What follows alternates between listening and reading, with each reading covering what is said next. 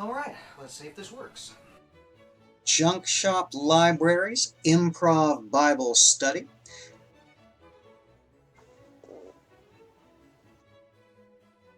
Are you ready for this?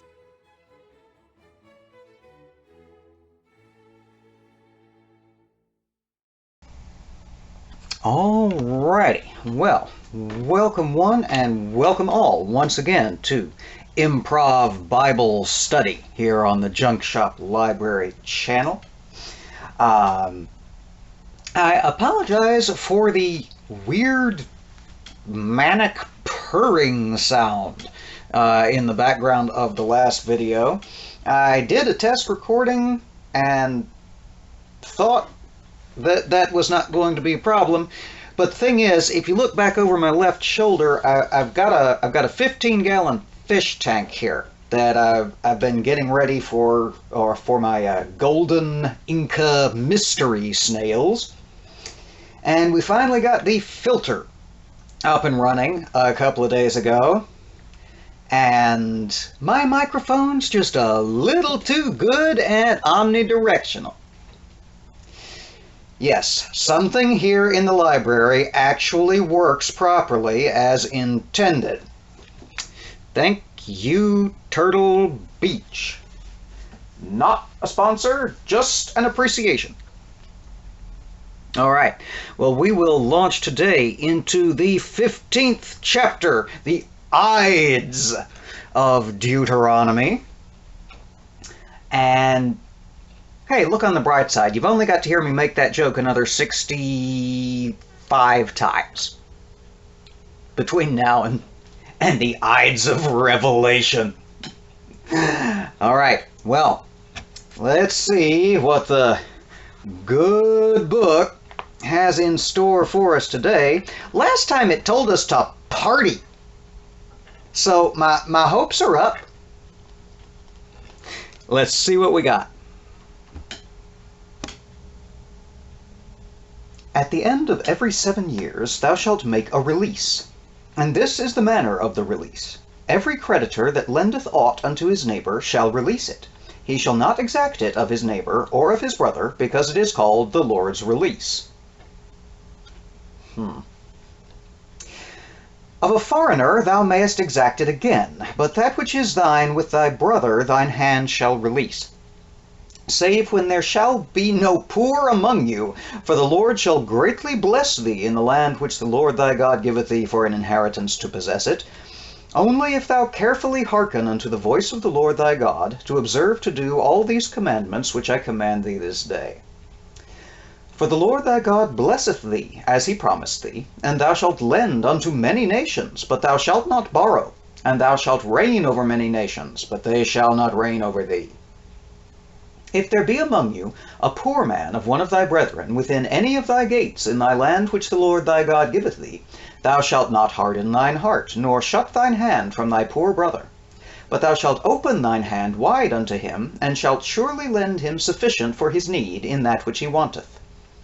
Beware that there be not a thought in thy wicked heart, saying, The 7th year, the year of release, is at hand, and thine eye be evil against thy poor brother, and thou givest him naught, and he cry unto the Lord against thee, and it be a sin unto thee. Thou shalt surely give him, and thine heart shall not be grieved when thou givest unto him, because that for this thing the Lord thy God shall bless thee in all thy works, and in all that thou puttest thine hand unto. For the poor shall never cease out of the land, therefore I command thee, saying, Thou shalt open thine hand wide unto thy brother, to thy poor, and to thy needy in thy land. And if thy brother, a Hebrew man, or an Hebrew woman, be sold unto thee, and serve thee 6 years, then in the 7th year thou shalt let him go free from thee. And when thou sendest him out free from thee, thou shalt not let him go away empty. Thou shalt furnish him liberally out of thy flock, and out of thy floor, and out of thy winepress, of that wherewith the Lord thy God hath blessed thee, thou shalt give unto him. And thou shalt remember that thou wast a bondman in the land of Egypt, and the Lord thy God redeemed thee. Therefore I command thee this thing today. And it shall be, if he say unto thee, I will not go away from thee, because he loveth thee and thine house, because he is well with thee, And thou shalt take an awl, and thrust it through his ear unto the door, and he shall be thy servant forever. And also unto thy maidservant shalt thou do likewise. It shall not seem hard unto thee when thou sendest him away free from thee, for he hath been worth a double hired servant to thee in serving thee 6 years, and the Lord thy God shall bless thee in all that thou doest. All the firstling males that come of thy herd and of thy flock thou shalt sanctify unto the Lord thy God. Thou shalt do no work with any firstling of thy bullock, nor shear the firstling of thy sheep. Thou shalt eat it before the Lord thy God year by year, in the place which the Lord shall choose, thou and thy household. And if there be any blemish therein, as if it be lame or blind, or have any ill blemish, thou shalt not sacrifice it unto the Lord thy God. Thou shalt eat it within thy gates. The unclean and the clean person shall eat it alike, as the roebuck and as the hart. Only thou shalt not eat the blood thereof. Thou shalt pour it upon the ground as water. The word of God for the people of God, and fuck everyone else. Deuteronomy 15.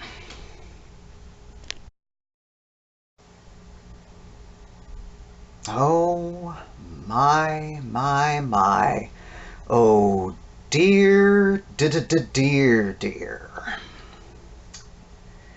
All right. Well, that's one of those chapters that the apologists will make absolute buckets of hay from, and it kind of sounds okay-ish until you actually think about it.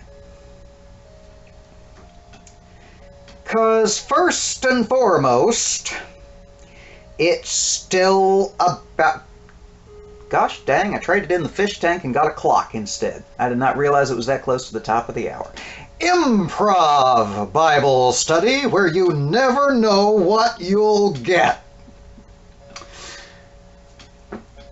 Come on, Mr. Clock. Sorry, I don't even know if y'all can hear that, but it's going to bug the crap out of me. And of course it's noon.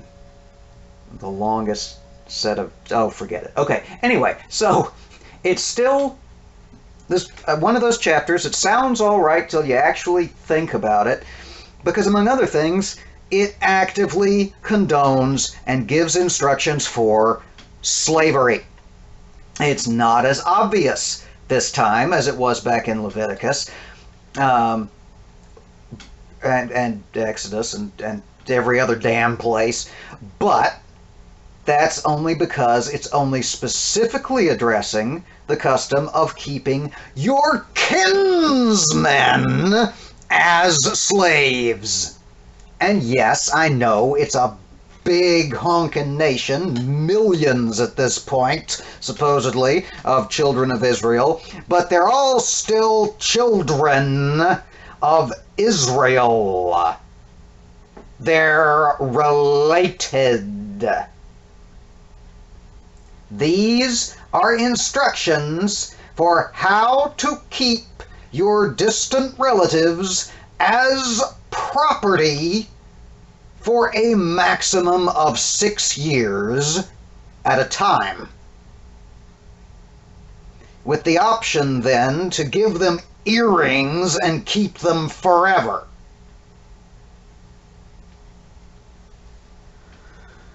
If at the end of the 6 years, having been sold to you as a payment for their debt, they decide they would rather not be penniless, or at the very least next best thing to penniless, according to however much of the fruit of thy vineyard and the seed of thy cattle thou seest fit to send him away with.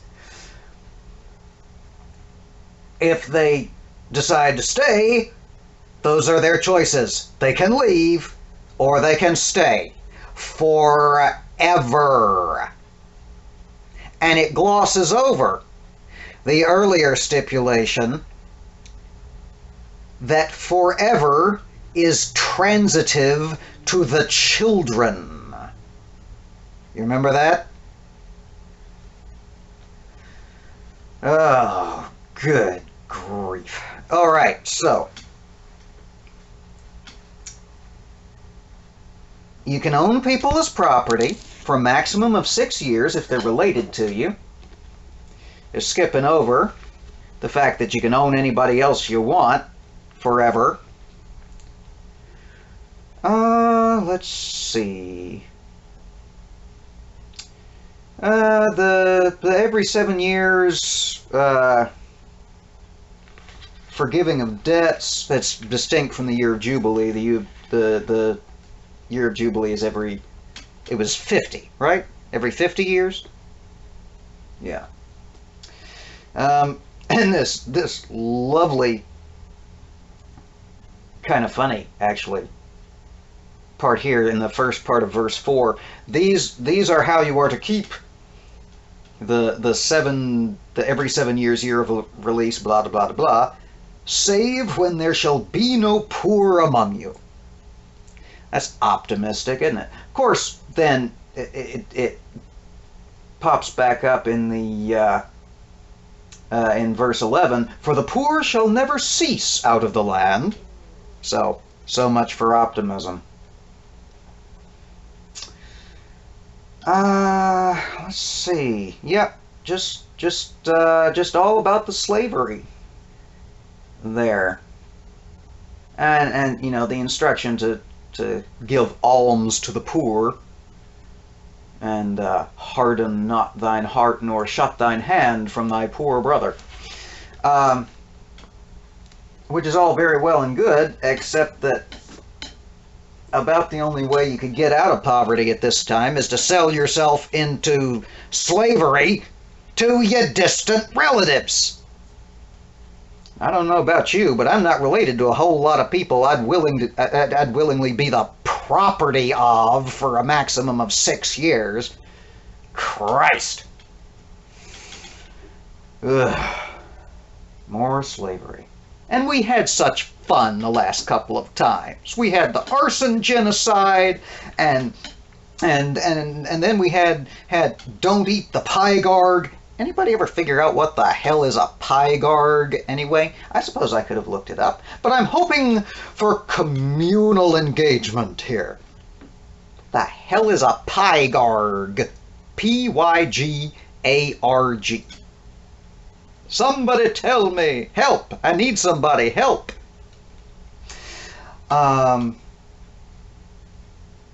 Anyway, we had that, and the divinely sanctioned yearly blowout in the event of not being able to make the trek to Jerusalem we had last time, and now we're back with the slavery again. This fucking book, y'all, I swear to God. Okay. Oh, and then ends with verse 23, reminding you not to eat blood. Don't eat blood. In case you hadn't heard, God doesn't want you to eat blood. He's he is unanimous in this. Very koogly-moogly. All right, well, we will be back soon with chapter 16. Hit the like button if you've been liking what you see. Make sure and share these around with anybody you think might appreciate them, or might be annoyed by them, because as I continually point out, that can be fun too.